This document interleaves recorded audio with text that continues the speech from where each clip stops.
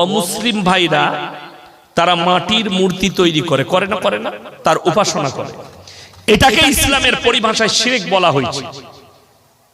শিরক এটা নিকৃষ্ট পাপ।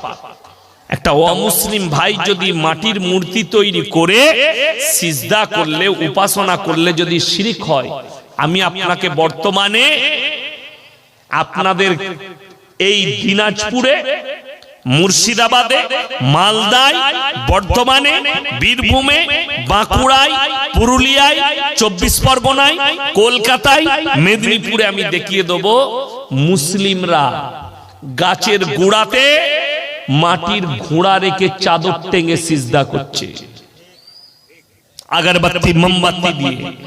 আচ্ছা বলুন তো, আপনি মাটির একটা ঘোড়া রেখে সিজদা করবেন, এইটা যদি ঠিক হয় তাহলে যে লোকটা মাটির মূর্তিতে সিজদা করছে তারটা কি করে ভুল হবে? আচ্ছা, গাছটার সৃষ্টিকর্তাকে, ঝড় দিলে গাছটা ভেঙে পড়বে না পড়বে না? একটা গাছ ভেঙে পড়ে যেতে পারে। তাহলে কোরআন খুলুন, যে হুজুর কোরআনের দলিল দেন। 17 পারা, কত পারা বললাম? 17 পারা, একবারই শেষ পৃষ্ঠা, শেষ রুকু।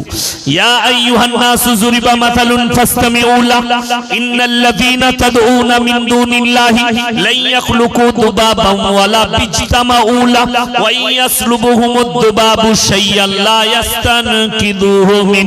হে আমার নবী, পৃথিবীর মানুষকে বলো, তোমরা যাদের কাছে ভালো মন্দ চাও তাদেরকে একবার জিজ্ঞেস করো, তারা একটা মাছি পর্যন্ত সৃষ্টি করতে পারে না। মাছি সৃষ্টি অনেক দূরের কথা, মাছি যদি তাদের কাছ থেকে কোনো জিনিস ছিনিয়ে নিয়ে যায়, সেটা উদ্ধার করার মতো ক্ষমতা নেই। তারা হচ্ছে শক্তিহীন, আর আমি আল্লাহ হচ্ছি শক্তিশালী। ভালো মন্দ, কল্যাণ অকল্যাণ, দুঃখ কষ্ট সবের মালিক কে? আল্লাহ।